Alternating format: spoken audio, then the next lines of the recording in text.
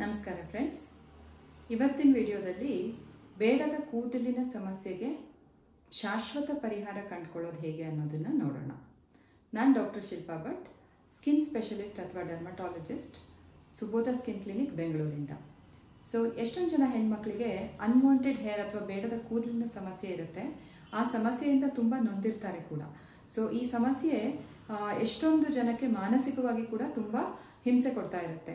ದಿನ ದಿನ ಶೇವ್ ಮಾಡೋದು ತುಂಬ ಅಸಹ್ಯ ಅನಿಸುತ್ತೆ. ಅದ್ರ ಜೊತೆಗೆ ಅದರಿಂದ ಆಗುವಂಥ ಅಡ್ಡ ಪರಿಣಾಮಗಳು, ಪಾರ್ಲರಲ್ಲಿ ವ್ಯಾಕ್ಸ್ ಮಾಡಿದಾಗ ಆಗುವಂಥ ಫಾಲಿಕ್ಯುಲೈಟಿಸ್ ಅಥವಾ ಇನ್ಗ್ರೋನ್ ಹೇರ್ಸು, ಅದರಿಂದಾಗಿ ಚರ್ಮ ರಫ್ ಆಗುವಂಥದ್ದು, ಆ್ಯಂಡ್ ಯಾವುದೇ ರೀತಿಯ ಸಮಾರಂಭಗಳಿಗೆ ಹೋಗ್ಲಿಕ್ಕೂ ಸ್ವಲ್ಪ ಹಿಂಜರಿಕೆ ಉಂಟಾಗ್ಬೋದು. ಸೊ ಇಂಥ ಸಮಸ್ಯೆಗೆ ನಮ್ಮ ಸೈನ್ಸ್ ಆ್ಯಂಡ್ ಟೆಕ್ನಾಲಜಿ ಒಂದು ಅತ್ಯಂತ ಸುಂದರವಾದ ಪರಿಹಾರ ಹಾಗೂ ಶೀಘ್ರ ಪರಿಹಾರ, that is laser hair reduction. Laser hair reduction ಮಾಡೋದ್ರಿಂದ ಈ ಸಮಸ್ಯೆಗೆ ಶಾಶ್ವತವಾಗಿ ಪರಿಹಾರ ಸಿಗುತ್ತಾ? Yes and no. ಯಾಕೆ ಹೇಳ್ತಾ ಇದ್ದೀನಿ ಅಂದರೆ, ಎಸ್ ಅನ್ನೋದು ಯಾಕೆ ಅಂದರೆ ಇದು ಅತ್ಯಂತ ಇರೋದ್ರಲ್ಲಿ best solution for hair reduction. So permanent ಕೂದಲನ್ನ ಕಡಿಮೆ ಮಾಡೋದಕ್ಕೆ ಹಾಗೂ ಕೂದಲಿನ ಥಿಕ್ನೆಸ್ನ ಕಮ್ಮಿ ಮಾಡೋದಕ್ಕೆ ಲೇಸರ್ಗಿಂತ ಉತ್ತಮ ಸೊಲ್ಯೂಷನ್ ಇಲ್ಲ. ಆದರೆ ಇದು 100% ಕ್ಲಿಯರೆನ್ಸ್ ಕೊಡೋದಿಲ್ಲ. So maximum 70 to 80%, sometimes up to 90% ಕೂದಲು ರಿಡಕ್ಷನ್ ಆಗುತ್ತೆ. ಹೇರ್ ರಿಮೂವಲ್ ಏನೋ ಆಗುತ್ತೆ, ಆದರೆ ಅದನ್ನು ಯಾವ ರೀತಿ ಮಾಡ್ಕೋಬೇಕು ಹಾಗೂ ಎಲ್ಲಿ ಮಾಡ್ಕೋಬೇಕು ಅನ್ನೋದು ಕೂಡ ಇಂಪಾರ್ಟೆಂಟು. ಸೊ ಫಸ್ಟ್ ಥಿಂಗ್, ನೀವೊಬ್ಬರು ಸೂಕ್ತವಾದ ಚರ್ಮರೋಗ ತಜ್ಞರು ಅಥವಾ ಎಂಡೋಕ್ರೈನಾಲಜಿಸ್ಟ್ ಇವ್ರನ್ನ ಮೀಟ್ ಮಾಡಿ ಫಸ್ಟು ನಿಮ್ಮ ಬೇಡದ ಕೂದಲಿನ ಸಮಸ್ಯೆಗೆ ಕಾರಣವನ್ನು ತಿಳ್ಕೊಳ್ಬೇಕು. ಡೈರೆಕ್ಟಾಗಿ ನಾವು ಹೇರ್ ರಿಮೂವಲ್ಗೆ ಲೇಸರ್ಗೆ ಹೋಗೋದ್ರ ಮುಂಚೆ ಯಾಕಾಗ್ತಿದೆ, PCOD ಇದೆಯಾ, ಥೈರಾಯ್ಡ್ ಪ್ರಾಬ್ಲಮ್ ಇದೆಯಾ, ಹಾರ್ಮೋನಲ್ ಇಂಬ್ಯಾಲೆನ್ಸ್, ಬೇರೆ ಹಾರ್ಮೋನ್ಸ್ ಕೂಡ ಇರುತ್ತೆ, ಅಡ್ರಿನಲ್ ಕಾರ್ಟಿಕಲ್ ಹಾರ್ಮೋನ್ಸ್ ಇರ್ತವೆ, ಇನ್ನು ಪ್ರೊಲ್ಯಾಕ್ಟಿನ್ ಇರುತ್ತೆ, ಬೇರೆ ಬೇರೆ ಹಾರ್ಮೋನ್ಸ್ಗಳ ವ್ಯತ್ಯಾಸದಿಂದ ಆಗುತ್ತೆ. ಇದು ಬರೀ PCOD ಇಂದ ಆಗುವಂಥದ್ದಲ್ಲ. ಸೊ ಫಸ್ಟ್ ಥಿಂಗ್, ನೀವು ಅದನ್ನು ತಿಳ್ಕೊಂಡು ಯಾವ ಕಾರಣದಿಂದ ಆಗ್ತಿದೆ ಅನ್ನೋದನ್ನ ಫಸ್ಟ್ ಫಿಗರ್ ಔಟ್ ಮಾಡಿ, ಅದಕ್ಕೆ ರಿಲೇಟೆಡ್ ಮ್ಯಾನೇಜ್ಮೆಂಟ್ ಏನು ಬೇಕಾಗುತ್ತೆ ಅದನ್ನು ಕೂಡ ಸ್ಟಾರ್ಟ್ ಮಾಡಿ. ಅದ್ರ ಜೊತೆಗೆ ಒಂದು ಒಳ್ಳೆಯ ಪ್ಲೇಸಲ್ಲಿ ಒಂದು ಒಳ್ಳೆಯ ಲೇಸರ್ನ ಆಯ್ಕೆ ಮಾಡಿಕೊಳ್ಳಿ. ಯಾಕೆ ಅಂದರೆ ಲೇಸರ್ ಹೇರ್ ರಿಡಕ್ಷನ್ ತುಂಬಾ ಲೇಸರ್ ಮಷೀನ್ ಹಾಗೂ ಅದರ ಕ್ವಾಲಿಟಿ ಮೇಲೆ ಡಿಪೆಂಡ್ ಆಗುತ್ತೆ.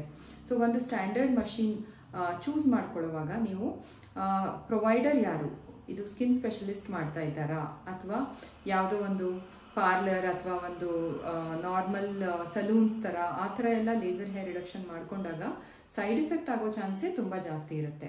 ಸೊ ಒಂದು ಒಳ್ಳೆಯ ಮೆಡಿಕಲ್ ಸೆಟಪ್ಪಲ್ಲಿ ಮಾಡಿಸ್ಕೊಳ್ಳುವಾಗ ನಿಮ್ಮ ಹಾರ್ಮೋನಲ್ ಚೆಕಪ್ ಆಗಿರಲಿ, ನಿಮ್ಮ ಲೈಫ್ ಸ್ಟೈಲ್ ಚೇಂಜಸ್ ಆಗಿರಲಿ, ಅದ್ರ ಜೊತೆಗೆ ಈ ಟ್ರೀಟ್ಮೆಂಟ್ನ ಶುರು ಮಾಡಿಕೊಳ್ಳಿ.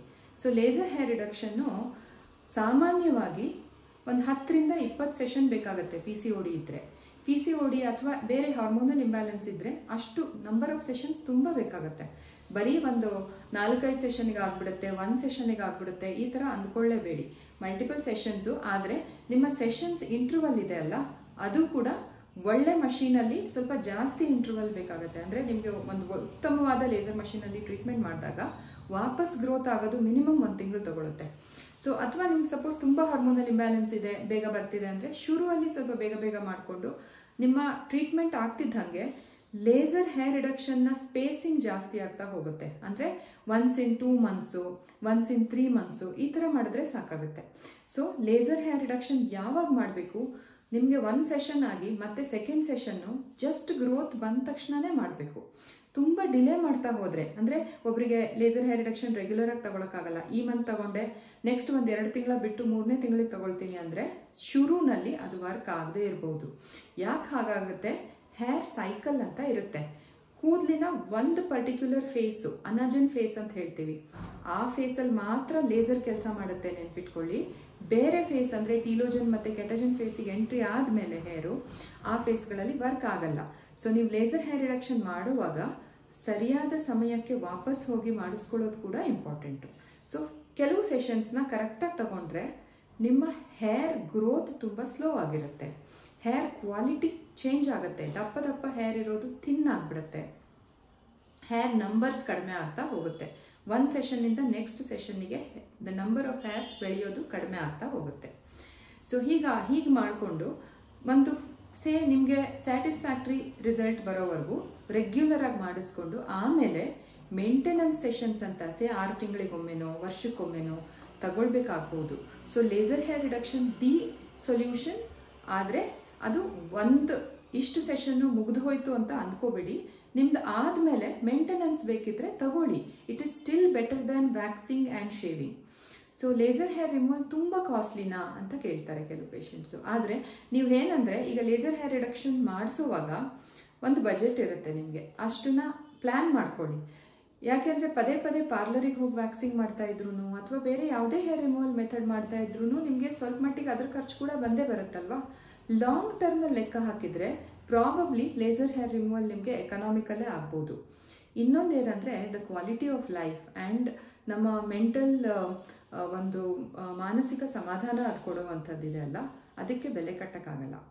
ಸೊ ಲೇಸರ್ ಹೇರ್ ರಿಡಕ್ಷನ್ ಒಂದು ಒಳ್ಳೆಯ ಟ್ರೀಟ್ಮೆಂಟು. ಅದರಿಂದ ಯಾವ ಕ್ಯಾನ್ಸರು ಬರೋದಿಲ್ಲ, ಯಾವ ರೀತಿ ತೊಂದರೆನೂ ಆಗೋದಿಲ್ಲ. ನೀವು ಒಂದು ಒಳ್ಳೆ ಮೆಡಿಕಲ್ ಸೆಟಪ್ಪಲ್ಲಿ ಒಬ್ಬರು ಒಳ್ಳೆ ಸ್ಕಿನ್ ಸ್ಪೆಷಲಿಸ್ಟ್ ಕಡೆ ಮಾಡಿಸ್ಕೊಳ್ಳಿ. ಸೊ ನಿಮಗೆ ಯಾರು ಹತ್ತಿರ ಇದ್ದಾರೋ ಅಲ್ಲೇ ಚೂಸ್ ಮಾಡ್ಕೊಳ್ಳಿ. ಯಾಕೆಂದರೆ ನೀವು ಪದೇ ಪದೇ ಹೋಗಬೇಕಾಗತ್ತೆ.